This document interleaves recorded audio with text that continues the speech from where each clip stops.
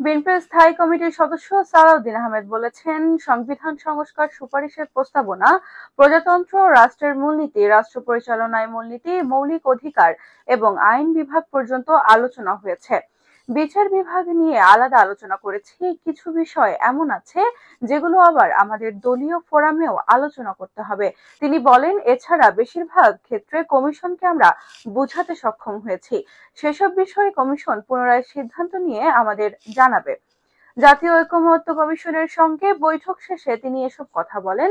আজ বৃহস্পতিবার সকাল 11টায় জাতীয় সংসদ ভবনে কমিশন কার্যালয়ে আলোচনায় বসেন বিএনপির নেতারা। নামাজ ও মধ্যভোজ সময়টুকু ছাড়া বিরতিহীন তা চলে বিকাল 5টা পর্যন্ত। প্রথম দিনে শুধু সংবিধান এবং বিচার বিভাগ সংস্কারের আংশিক আলোচনা হয়েছে। নির্বাচন ব্যবস্থা, জনপ্রশাসন এবং দুর্নীতি দমন কমিশন সংস্কার নিয়ে কথা হয়নি। সালাউদ্দিন বলেন, সংবিধানের সংস্কারের 70 অনুচ্ছেদ নিয়ে বিএনপির অবস্থান জানিয়েছি।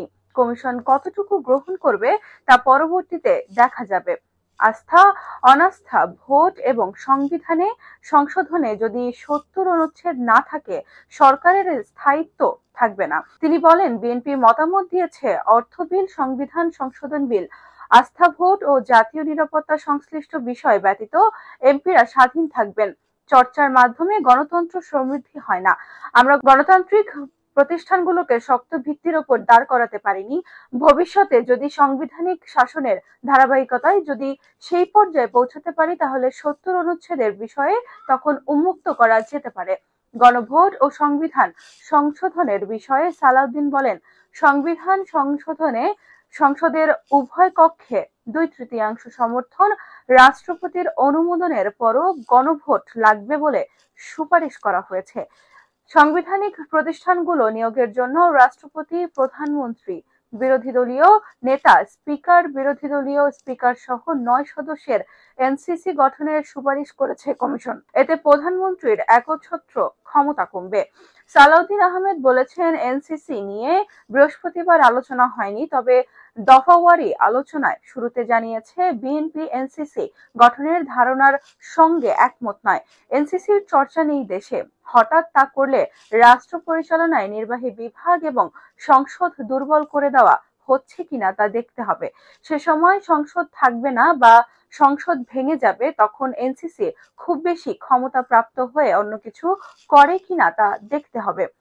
বিএনপি আগেই জানিয়েছিল, শেখ হাসিনার সরকারের করা পঞ্চদশ সংশোধনীর আগে সংবিধানের যে 4 মূলনীতি ছিল তা পুনর্বহাল করতে হবে। এর মাধ্যমে জিয়াউর রহমানের করা 4 মূলনীতির পুনর্বহাল তথা ধর্মনিরপেক্ষতার পরিবর্তিতে আল্লাহর উপর আস্থা ও বিশ্বাস ফেরত চায়। সালাউদ্দিন আহমেদ বলেছেন, এখানে একটা ভুল বোঝার কারণ ছিল। কমিশন যে রিপোর্ট দিয়েছে ওখানে ধর্মনিরপেক্ষতা সহ অন্যান্যগুলো বাতিলের জন্য প্রস্তাব করেছে। বিএনপি চেয়েছে পঞ্চদশ সংশোধনীও পূর্ব অবস্থায় যাওয়া হোক। ওখানে ধর্মনিরপেক্ষতা নেই, আল্লাহর উপর আস্থা ও বিশ্বাস আছে। গণতন্ত্র জাতীয়তাবাদ মূলনীতি হিসেবে থাকবে। সুতরাং বিএনপির বহুত্ববাদের পক্ষেও নয়, ধর্মনিরপেক্ষতা নীতির পক্ষেও নয়। সাম্য, মানবিক মর্যাদা এবং সামাজিক ন্যায় বিচার যে কথাগুলো স্বাধীনতার ঘোষণাপত্রে রয়েছে, সেগুলো প্রস্তাবনা ও মূলনীতিতে অন্তর্ভুক্ত করা যায় কিনা কমিশন প্রস্তাব করেছে। এতে বিএনপির নীতিগতভাবে একমত, তবে দলীয়ভাবে সিদ্ধান্ত নিয়ে পরে জানাবে কমিশনকে। বৈঠক সূত্রে জানায়, বিচার বিভাগ সচিবালয় প্রতিষ্ঠার সুপারিশে ভিন্নমত জানানো বিএনপি বলেছে, এজন্য সংবিধান সংশোধন প্রয়োজন। সংবিধানে 116 অনুচ্ছেদ বাতিল চায়, তবে তা করবে পরবর্তী সংসদ। বিএনপি দলের 31 দফা অনুযায়ী বিচার বিভাগের সংস্কার চায়।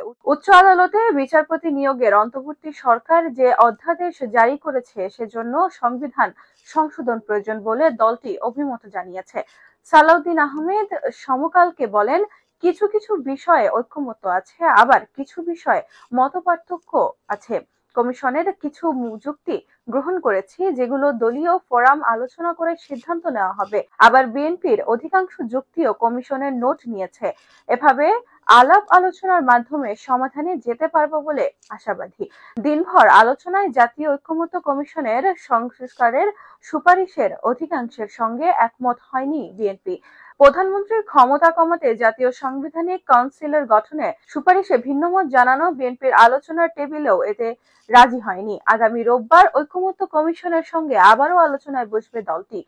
আলোচনার আগে গত বুধবার রাতে সংবিধান সংস্কার কমিশনের 131 সুপারিশের ওপর 51 পৃষ্ঠার এবং নির্বাচন কমিশনার সুপারিশের বিপরীতে 42 পৃষ্ঠার প্রতিবেদন দেয় বিএনপি। ফুল রেসপন্স শিরোনামের এই প্রতিবেদনের উভয় কমিশনের প্রতিটি সুপারিশের বিষয়ে দলীয় অবস্থানের বিস্তারিত জানিয়েছে।